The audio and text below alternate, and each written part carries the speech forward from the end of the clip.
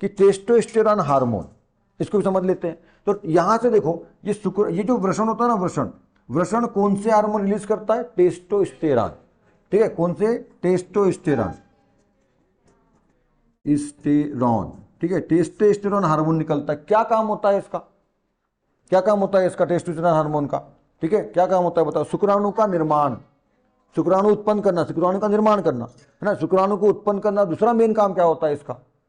लड़कों में यौन आरंभ यानी जवानी, यौन का मतलब यौवन, यौवन का मतलब क्या होता है? जवानी। ठीक है, जवानी जब आरंभ होती है तो उसके लक्षणों को दिखाता है। जवानी के लड़कों में जवानी के आरंभ के लक्षण क्या है? तो सबसे पहले तो आवाज, हाँ, आवाज का मोटा होना। लड़कों में आवाज मोटी होती, लड़की में आवाज पतली होती। कंपेयरिंग समझना है ना। मूछ दाढ़ी का निकलना लड़कों में, लड़कियों में मूछ दाढ़ी नहीं निकलती।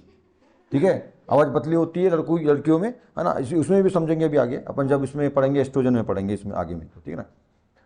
दो हो गए, आवाज का मोटा होना, मूछ दाढ़ी का निकलना, प्राइवेट अंगों पर बालों का निकलना।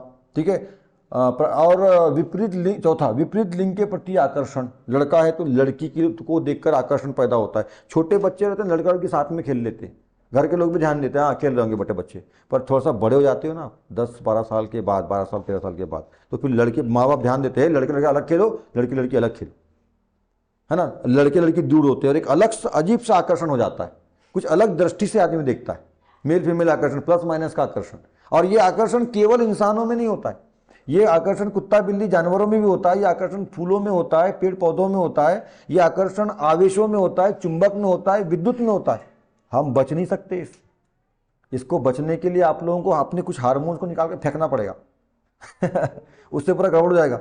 आप बच नहीं सकते। इसलिए मैं हमेशा बोलता हूँ, प्रकृति में जो कुछ भी है ना, कोई प्यार व्यार फलाना दारू शराब ये वो कुछ गलत नहीं है। बस एक चीज का ध्यान रखना है, बस एक चीज का, टाइम लिमिट एंड कंडीशन। प्रेम करो, मिलो, बॉयफ्रेंड गर्लफ्रेंड सब सही है, पर अभी से मत करो। पहले कुछ बन जाओ, कर लो, सही उम्र हो जाए, उसके बाद करना। ठीक है ना। अब गलत, क्योंकि आप बच नहीं सकते ना, बच सकते ही नहीं आप इस सब चीजों से, क्योंकि आपके अंदर हार्मोन्स है। डोपामाइन रिलीज होगा, बहुत सारे हार्मोन्स रिलीज होंगे। ठीक है, और टेस्टोस्टेरोन होगा, एस्ट्रोजन होगा, विपरीत लिंग के प्रति आकर्षण आपका आएगा ही आएगा। तो ये 4-5 प्रमुख काम है इनके। ठीक है, क्या ये किसके? टेस्टोस्टेरोन के। ठीक है, ये काम होता है, क्या करता है? शुक्राणु बनाता है और यौन, लड़कों में यौन आरंभ के लक्षणों को विकसित करता है। ठीक है, ये खुद चाहता है कि जाओ लड़कियों को देखो, लड़कों की बात चल रही है अभी। विपरीत लिंग के प्रति आकर्षण बढ़ाता है, कोई अच्छी लगने लगती है। पहले जब छोटे थे तो कोई अच्छा लगता, सब पोछ रहे नाक ऐसा, ठीक है, पर अब नहीं है, थोड़ा लड़की थोड़ा, है ना, ऐसा। ये सब किसकी वजह से आता है? टेस्टोस्टेरोन की वजह से होता है। ठीक है, और भी कुछ हार्मोन्स मिलकर के सब करते हैं। ठीक, ऐसा। चलो, तो ये हो गए इसकी बात। हाँ, इसमें एक और चीज, शुक्राणु सूक्ष्म संरचनाएं होती हैं जो इसके अंदर। शुक्राणु कैसा होता है मालूम है? कुछ इस टाइप की संरचना होती है, यहाँ बीच में होता है केंद्रक। अभी इसके पहले अपन समझे थे, है ना। ये धड़, ये 2-3 भाग में बटा होता है। ये होता है इसका ये सिर है। यहाँ कुछ बीच में जो सीधा भाग होता है, कुछ सीधा ऐसा, और फिर इधर पे ऐसा। तो ये सीधा भाग धड़ कहलाता है, फिर ये पूंछ कहलाता है। सिर, धड़, पूंछ, ये 3 भागों में बटा होता है। ये जो पूंछ वाला भाग है ना, पूरा ये वाला धड़ और पूंछ वाला भाग, इसका काम होता है केवल उसको मूविंग कराने का, गति कराने का। क्योंकि अभी अपन ने पहले बात की थी, शुक्राणु कैसा होता है? गतिशील होता है, आकार में छोटा होता है। ठीक है, गतिशील और आकार में छोटा होता है। ये जाके मिलता है शुक्राणु से, लड़का है, लड़कियों के पीछे दौड़ता है। शुक्राणु अंडाणु से जाके मिलता है। अंडाणु कैसा होता है?